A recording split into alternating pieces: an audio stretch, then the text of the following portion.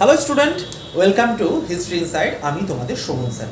তোমরা জানো যে পাকিস্তানের শখ হয়েছিল যে আমাদের ভারতের 15টা জায়গায় ওরা আক্রমণ করবে। তা ওই বিষয়টা কী রকম, যে ওই যে পুজোর স্বাদ হয় চিত হয়ে শোয়ার, বিষয়টা এরকম।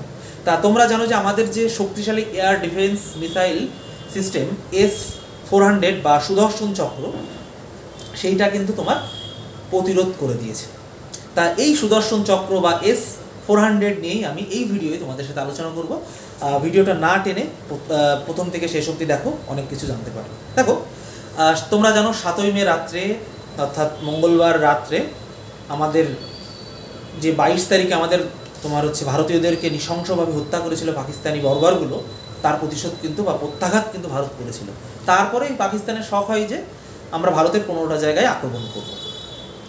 কিন্তু তারা সেইভাবে আক্রমণ চালায়, কিন্তু তাদের সেই আক্রমণ সফল হয়নি। কারণ আমাদের যে শক্তিশালী এয়ার ডিফেন্স মিসাইল সিস্টেম, যেটা আর কি S-400 বা ভারতীয়রা যে নামটা দিয়েছে সুদর্শন চক্র, সেইটা কিন্তু ওদের সেই কি বলবো ইচ্ছা বা প্রচেষ্টা কিন্তু তোমার ধূলিসাৎ করে দেয়।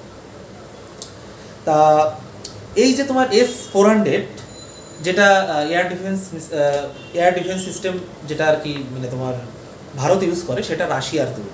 এর তোমার রাশিয়ার নাম হলো বা আসল নাম হলো S-400, যেটা ভারতীয়রা নাম দিয়েছেন সুদর্শন চক্র। সুদর্শন চক্র জানো আমাদের ভগবান বিষ্ণু বা নারায়ণ ইউজ করে, এবং মহাভারতও আমরা দেখেছি যে ভগবান শ্রীকৃষ্ণ সুদর্শন চক্র কিন্তু ইউজ করেছেন।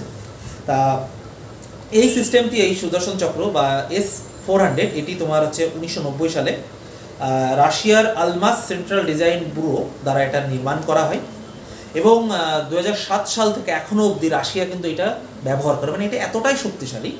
এবং 2018 সালে ভারত কিন্তু রাশিয়া থেকে এটাকে কেনে $5.43 বিলিয়ন, প্রায় ভারতীয় টাকায় তোমার ধরো 35 কোটি টাকা দিয়ে এটা ভারত কেনে, কিনে এখন ভারত ব্যবহার করছে। তাই এটা হলো বিশ্বের প্রথম সারির একটা এয়ার ডিফেন্স সুরক্ষা ব্যবস্থা বা তোমার কি বলবো প্রতিরক্ষা ব্যবস্থা বলতে পারো। এই সুদর্শন চক্র 600 কিলোমিটার দূর থেকে উড়ে আসা ক্ষেপণাস্ত্রকে চিহ্নিত করতে পারে, এবং 400 কিলোমিটার দূর থেকে সেটাকে ধ্বংস করে দিতে পারে। বুঝতে পেরেছ? নিষ্ক্রিয় করে দিতে পারে। তা ভারত বর্তমানে 4টি জায়গায় এটা মোতায়েন করে রেখেছে। সেটা হলো পাঞ্জাব, জম্মু কাশ্মীর, পাঠানকোট ও রাজস্থান ও গুজরাটে। বুঝতে পেরেছো? জম্মু কাশ্মীরের পাঠানকোট, তোমার পাঞ্জাব এবং গুজরাট ও রাজস্থানে এটা মোতায়েন আছে। আর তোমরা মনে হচ্ছে স্যার পাকিস্তানের কি এয়ার ডিফেন্স মিসাইল সিস্টেম বা এদেরকে এরকম কিছু নেই? হ্যাঁ, ওদেরও আছে। ওদের আছে চাইনিজ মাল। বুঝলে, আমি এই ওয়ার্ডটা ইউজ করছি, ক্ষমা করে দাও। ওদের কি আছে? ওদের চাইনিজ। ওদেরও ছিল। ওদেরটার নাম হলো HQ-9, যেটা চায়না বানিয়েছে। তোমরা জানো চায়না নিজেদের দেশে ছাড়া ভালো জিনিসপত্র ওরা কাউকে দেই না, সবই 3 নম্বর 4 নম্বর জিনিস দেই। তা ওদের ওই 3 নম্বর 4 নম্বর কিছু একটা দিয়েছে, সেইটা তোমার ভারতের কাছে টেকেনি। ভারত এই যে চাইনিজ যে এয়ার ডিফেন্স মিসাইল তোমার সিস্টেমগুলো পাকিস্তান ইউজ করেছে, সেইগুলো তোমার ইসরায়েল নির্মিত হারাব ড্রোন দিয়ে এটাকে ভেঙে দিয়েছে। এখন তোমরা দেখেছো, বিভিন্ন নিউজ চ্যানেল দেখাচ্ছে, একদম উড়ে গেছে। এখন পাকিস্তানের কিন্তু কোনো এয়ার ডিফেন্স সিস্টেম কিচ্ছু নেই, একদম পুরো শূন্য। তো জানি না আজকে রাত্রে কী হবে। আমি আবারও বলবো যে সবাই এখন আমাদের এক থাকতে হবে। কোনো ভেদ নেই, কোনো পলিটিক্যাল কোনো ইয়ে নেই। আমরা সবাই এক।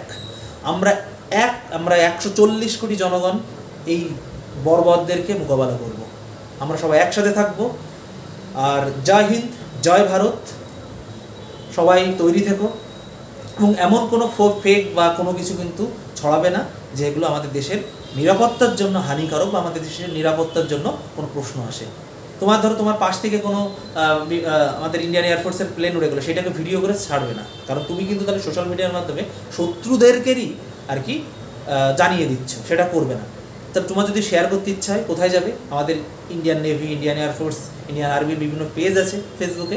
ওই পেজগুলোতে যে ভিডিওগুলো ছাড়েন, সেইগুলো প্রচুর ভিডিওতে, সেইগুলো তুমি শেয়ার করো, কোনো সমস্যা নেই। সরকারিভাবে যা ছাড়ে সেইগুলো করো, নিজে কিছু করতে যাও না, গুজবে কান দেবে না। এবং ভারত সরকার, আমাদের রাজ্য সরকার, কেন্দ্র সরকারের পাশে থাকো। আমরা সবাই একসাথে লড়বো। এখন কোনো ভেদ নেই।